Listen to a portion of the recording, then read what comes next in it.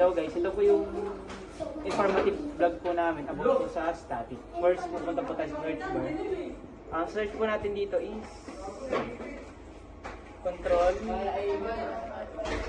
control panel.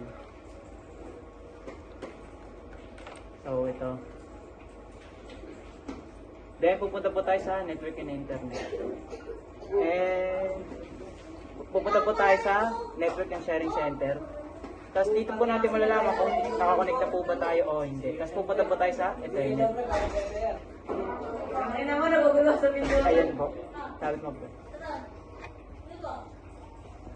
Ito, second step na bali pupunta tayo sa may search panel pa din. Bali search nyo lang command. Tapos search nyo lang IP, config. Dito makikita nyo naman yung about sa information ng Wi-Fi nila ito. Connection specific, tapos physical address. Tapos yun, marami pang iba yun makikita nyo dito. Pakilapit nga ba?